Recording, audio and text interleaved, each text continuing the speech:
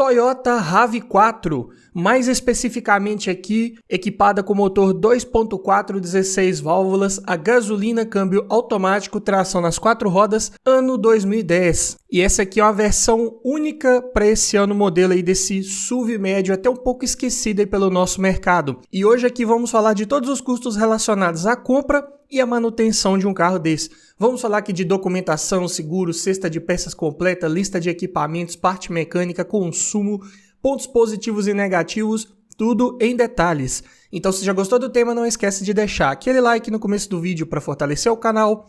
Se inscreva se ainda não for inscrito. Eu sou o Paulo Silva e esse é o Bate-Papo Automotivo.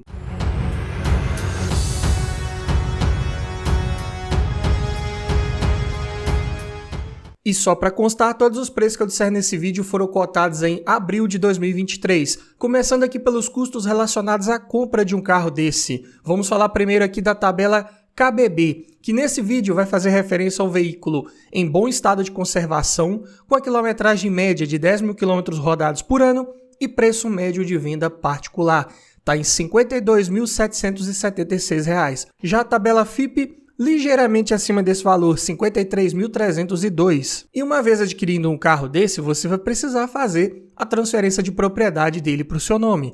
E a taxa de transferência esse ano está em R$ 246,81. Também vai precisar colocar as placas Mercosul se estiver adquirindo esse veículo de um outro município e ele já não vier com essas placas instaladas. Em média, aqui na minha região é cobrado em torno de R$ 300. Então, já no ato da compra, considerando aqui o valor da tabela FIPE, que é o maior valor, então, na pior das hipóteses, você vai desembolsar R$ 53.848,81 para já ter um carro desse na sua garagem com toda a parte burocrática resolvida e esse veículo já no seu nome. Mas vamos falar agora de custos envolvendo documentação, começando aqui pelo IPVA, que aqui em Minas é recolhido uma alíquota de 4% sobre o valor da tabela FIPE, aproximadamente. Para esse carro aqui em específico, vai ficar em R$ 2.132,08. Você também vai precisar pagar a taxa de licenciamento anual e o valor cobrado esse ano também aqui no meu estado de Minas Gerais é de R$ 33,66. Seguro, que também é bem interessante você pensar em fazer para um carro desse. Aqui é um carro com mais de 10 anos de uso. Talvez seja um pouco mais complicado você fazer uma cotação nas modalidades mais convencionais. Mas se você conseguir, eu vou considerar aqui uma média estimada de 5% sobre o valor da tabela FIPE, porque é um carro de porte médio, peças de acabamento mais caras, até um pouco mais difíceis de encontrar, então o seguro não vai ser muito acessível aí, infelizmente. Se pegarmos essa taxa estimada aí que eu mencionei, ficaria em R$ 2.665,10. Mas temos que lembrar que este aqui é um valor médio, que também pode variar dependendo da sua idade, da cidade que você mora, do uso que você faz desse carro, ou se você já tem bônus de seguros anteriores que você já tenha feito ou não. Então, para sua realidade, este valor aqui pode ser maior ou menor. Falando agora aqui de inflação desse veículo aí nos últimos 3 anos, Porque praticamente todos os carros subiram de preço nesse período. Então, vamos ver quanto aqui que a RAV4 inflacionou. Para isso, temos que pegar o valor dela de 3 anos atrás, ou seja, cotado em abril de 2020. Na época, esse carro estava avaliado em R$ 43.402.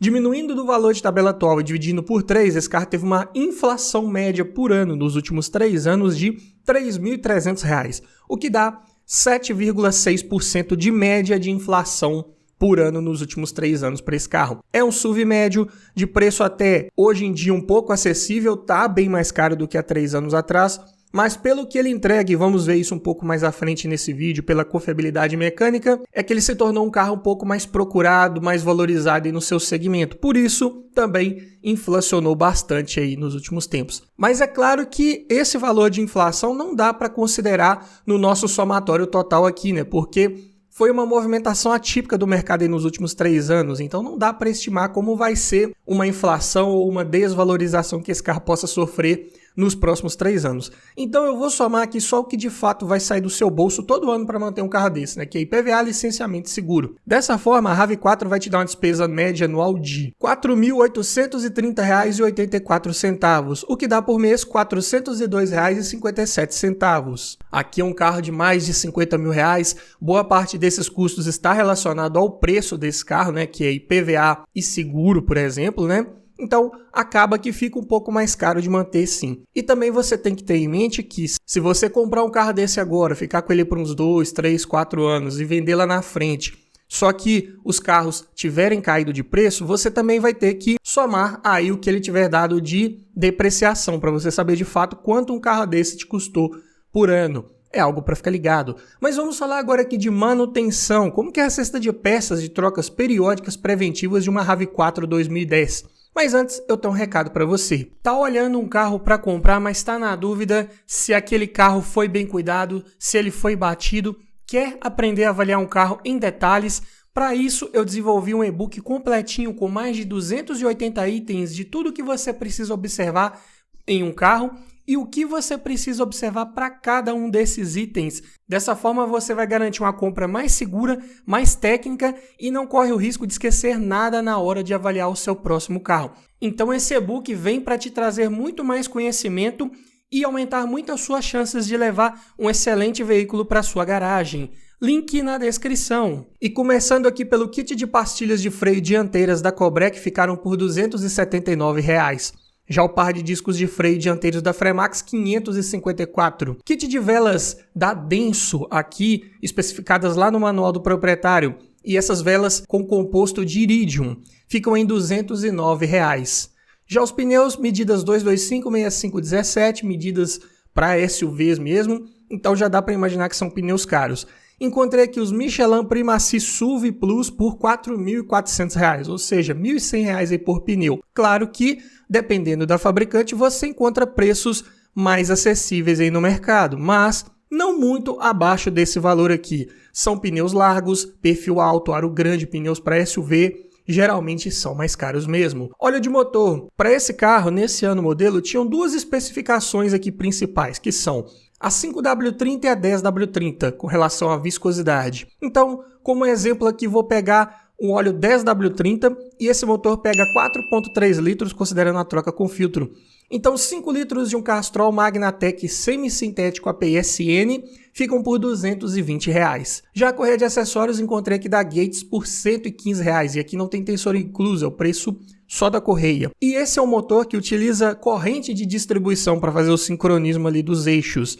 Então, você não precisa se preocupar com aquela troca periódica preventiva de correia dentada. Sendo assim, eu vou colocar o valor aqui do kit de corrente apenas a título de curiosidade, nem vai entrar no somatório final de peças.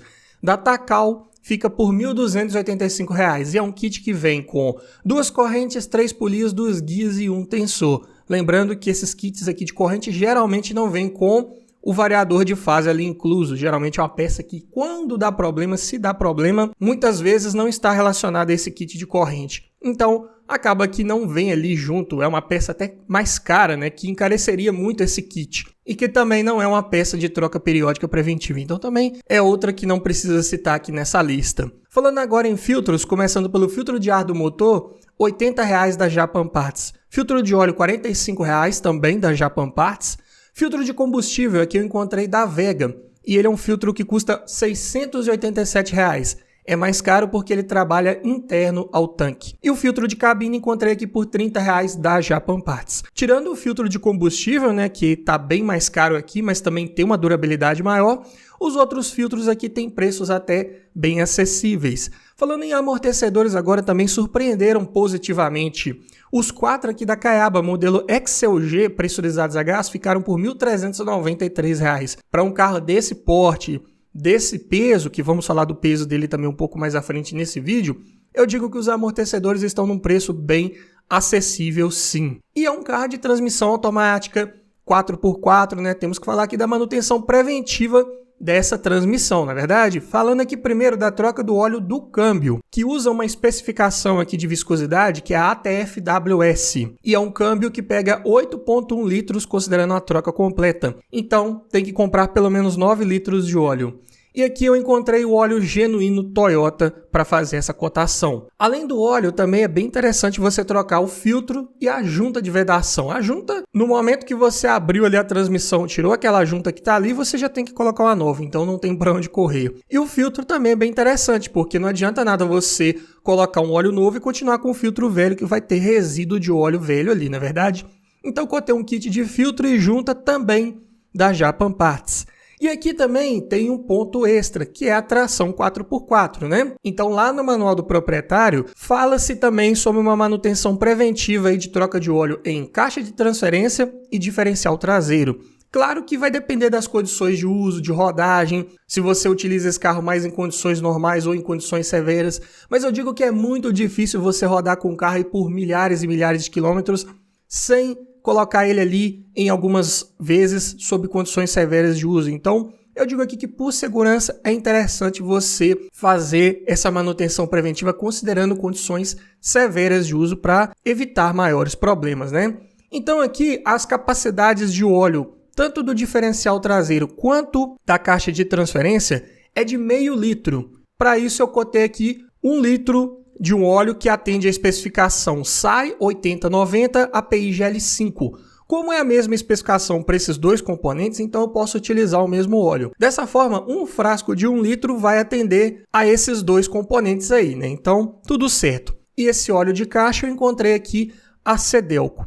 Dessa forma, somando aqui os 9 litros de óleo da transmissão automática, mais filtro, junta, e 1 litro de óleo SAE 8090 para caixa de transferência e diferencial traseiro, todo esse kit ficou por R$ 2.295. E é claro que aqui não estão inclusos os valores de mão de obra, né? Porque podem variar muito de acordo com a região que você mora, que você vai levar esse carro para fazer a manutenção, de acordo também com o processo de troca que você vai fazer, se é por gravidade ou se é por máquina. Tudo isso pode influenciar bastante. E como eu falei lá, né, de condições severas, condições normais de uso para troca desses fluidos aí, né? O que diz exatamente o manual do proprietário? Para o óleo do câmbio, a troca deve ser feita a cada 80 mil quilômetros ou 4 anos em condições severas de uso. Lá no manual também explica quais são essas condições severas de uso. Geralmente, a gente utiliza um carro nessas condições aí em boa parte da sua vida útil. Para caixa de transferência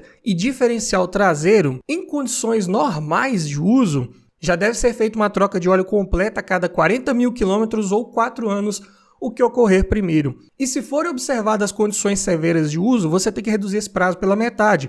Ou seja, uma troca a cada 20 mil quilômetros ou 2 anos também, o que ocorrer primeiro. Então, fique ligado nesse detalhe para você não perder um conjunto de transmissão de um carro até bem confiável mecanicamente falando, mas que você tem que ter os cuidados aí preventivos com ele, né? Sendo assim, somando aqui a nossa cesta de peças de trocas periódicas preventivas da RAV4, sem somar o kit de corrente de distribuição, né, pelo motivo que eu já mencionei, o total aqui vai dar R$ 10.307. É um custo mais elevado, claro. Os vilões aqui dessa manutenção foram os pneus, né, mais de R$ 4.000 aí os 4. Filtro de combustível também bem mais caro quando precisar trocar. E o conjunto aí da transmissão também ficou mais caro porque tem a manutenção extra aí da tração 4x4. Mas vamos falar agora aqui dos custos envolvendo abastecimento, começando aqui pelo custo do tanque cheio. É um carro com motor apenas a gasolina, e a gasolina aqui na minha região está numa média de R$ 5,19 o litro. E esse carro tem um tanque de 60 litros, então vai ficar em R$ 311,40 para enchê-lo. E como que eu consumo, falando aqui em dados oficiais de ficha técnica? Na cidade é um carro que faz 8,6 km por litro. Na estrada 10.9, motor 2.4, tração 4x4, câmbio automático, não tem como ser muito econômico, né? Dentro de cidade eu digo que esse 8.6 aí tá até um pouco otimista. Se você pegar mais trânsito, uma cidade aí mais de interior, muito morro, muito anda e para, dificilmente vai chegar nesses 8.6 aí, eu diria. Mas ainda falando em dados oficiais, agora em autonomia, com o tanque cheio na cidade esse carro pode rodar 516 km, claro, se você atingir aquela média lá de 8,6. E na estrada sobe para 654 km. O tanque aqui ele é de porte médio, mas o consumo é um pouco elevado, então a autonomia fica ali apenas na média, não surpreende, mas também não faz feio. Mas falando agora de lista de equipamentos, versão única aí da RAV4 nesse ano modelo, né? O que vinha de série é a direção elétrica, já nesse ano 2010, bem legal, com ajuste de altura e profundidade, vidro elétrico nas 4 portas, travas elétricas, retrovisores elétricos com rebatimento, além de alarme, rodas de liga leve, ar-condicionado digital de 2 zonas, muito bom diferencial desse carro, além de controlador de velocidade, teto solar elétrico, duplo airbag frontal, ABS, cinto de 3 pontos e apoio de cabeça para todo mundo, faróis e lanternas de neblina e ajuste de altura do farol baixo. Então, para esse ano modelo, para a categoria, eu digo que vem muito bem equipado, melhor inclusive que uma das suas principais concorrentes de época, né, que era a Tucson, de primeira geração. E ainda falando em equipamentos, agora na parte de som, vinha com um leitor de CD e comandos no volante. Ainda não estava muito popular ali as conexões Bluetooth, na verdade, então não dá para exigir isso de um carro em 2010. Mas falando agora em conjunto mecânico, um dos grandes pontos de dúvida de quem está querendo comprar um carro desse, eu digo que é aquele equipado com motor 2AZFE, bem confiável aí da linha Toyota, né? Padrão japonês de fabricação. É um duplo comando de válvulas no cabeçote acionado por corrente, como já falei, então dispensa troca preventiva de correia dentada. Utiliza bloco em liga de ferro e alumínio, um pouco mais leve, mas sem perder em resistência mecânica. O alumínio ele ajuda ali na troca térmica, facilita um pouco o trabalho ali do líquido de arrefecimento, que é muito bom. O cabeçote é 100% em alumínio, mais leve também. Além disso, conta já com acelerador eletrônico aqui nesse 2AZFE, assim como o variador de fase para as válvulas de admissão, né, do tipo VVTi, bem semelhante ao do Corolla. Então é um motor que se torna mais esperto também em baixas rotações. Injeção eletrônica do tipo sequencial e conta com bobinas individuais ali para cada cilindro. Então já é um motor bem tecnológico aí para o ano de 2010. E na cilindrada aí de 2.4 gera seus 170 cavalos de potência, 6.000 RPMs e 22.8 kgfm de torque a 4.000 RPMs. Números até bons para um carro de 1.585 kg. Falei que era bem pesado, não é verdade? Mesmo assim, a relação de peso-potência fica em 9.3 kg por cavalo. E o 0 a 100 em 12.1 segundos. Eu digo que é mais do que suficiente para te proporcionar ali ultrapassagens com certa tranquilidade, segurança, sem te passar maiores sustos. É um carro que vai ter uma arrancada mais lenta, né? Quase 1.600 kg de peso. Não é fácil tirar tudo isso aí da inércia, né? Então o 0 a 100 é um pouco mais lento. Mas depois de certa velocidade, as retomadas são mais rápidas com esse carro. Eu diria que o desempenho é bem satisfatório. Câmbio aqui é um automático convencional de 4 velocidades, é o U140F. Para todos os efeitos, ele é bem semelhante ao do Corolla, só que mecanicamente mais resistente para aguentar esse torque e essa potência extra desse motor 2.4. Mas acoplado ao motor por conversor de torque, então garante trocas de marchas aí suaves, sem trancos, como todo bom câmbio convencional deve ser. E aqui também equipado com a tração 4x4, né? Que ela pode ser acionada manualmente através de um botão no painel em velocidades abaixo de 40 km por hora, apenas para sair ali de um atoleiro, de uma situação aí de baixa aderência.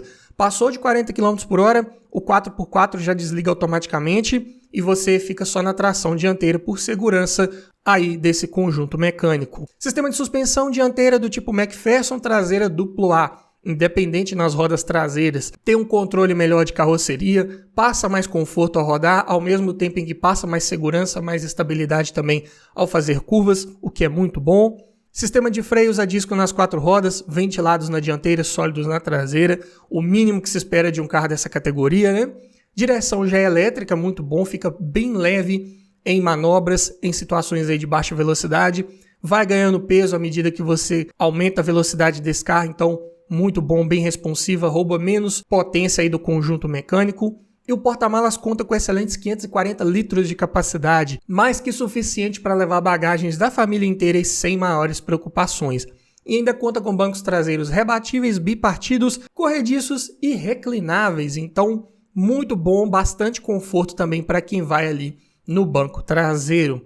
Pontos positivos principais, então, de adquirir uma RAV4 nesse ano aí de 2010, a RAV4 de terceira geração. Robustez, confiabilidade mecânica, um motor realmente feito para durar. Preços de peças, claro que não vão ser igual manter um Etios, por exemplo, né? Vai ter preços aí de um carro de porte médio, motor 2.4, câmbio automático, tração 4x4, como vimos aqui em números, não é verdade? Além disso, câmbio automático bem confiável se você cuidar daquela manutenção preventiva, como eu disse, troca do óleo como manda o manual do proprietário. Além disso, carro de bom desempenho, considerado até pelo seu peso, com boa lista de equipamentos para um 2010 porte médio. Vem lá, por exemplo, com teto solar elétrico, controlador de velocidade, ar-condicionado de 2 zonas, né? Poucos carros tinham isso nessa época, então bem positivo aí na lista de equipamentos, ao mesmo tempo em que é bem confortável rodar, mérito da suspensão independente nas 4 rodas. É um carro voltado para essa característica, né, como todo bom Toyota, prezando um pouco mais ali do conforto para os ocupantes, além de bom espaço interno também para quem vai no banco traseiro, boa capacidade de porta-malas e um bom acabamento também, boa qualidade dos materiais utilizados ali em todo o painel, forros de porta, bancos, e também não deixa de ser um carro com uma boa altura do solo. Proposta de um SUV, ainda mais tração 4x4, não pode ficar raspando em qualquer lombada, não é verdade? Mas é claro que nem tudo são flores, né? É um carro que tem também seus pontos de atenção para você ficar ligado. Primeiro, o consumo vai ser elevado, não tem muito o que fazer. Falta o computador de bordo, para um carro que tinha até rebatimento dos espelhos externos, ar-condicionado de 2 zonas, faltou ali o essencial para você conseguir controlar um pouco melhor o consumo de combustível, né? Tampa do porta-malas, ela abre de forma lateral, assim como nas EcoSport.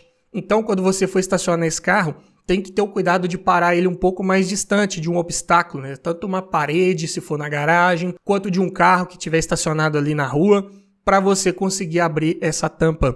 Isolamento acústico não é dos melhores também, costuma passar um pouco mais de ruído do motor para dentro da cabine. É um carro de dimensões externas maiores, exige um cuidado extra, um espaço um pouco maior nas manobras, algo para ficar ligado. E é um carro de revenda um pouco mais difícil, curiosamente um Toyota de revenda mais difícil. É um carro um pouco mais esquecido até pelo mercado. Mesmo tendo tido uma boa inflação nos últimos anos, como mostrei lá em números, e ultimamente está sendo um carro um pouco mais bem visto aos olhos do consumidor, ainda se trata de um carro de uma revenda um pouco mais difícil, mas mesmo assim não cai tanto de preço quanto vários concorrentes aí de época. É um carro que entrega muito em confiabilidade mecânica, é um carro que entrega muito em equipamentos, em robustez. Pode ser sim uma ótima opção de custo-benefício, mas você tem que ter um pouco mais de paciência com ele aí na hora da revenda. Mas me diga você, frente a toda essa análise aí da RAV4, você levaria um carro desse para sua garagem?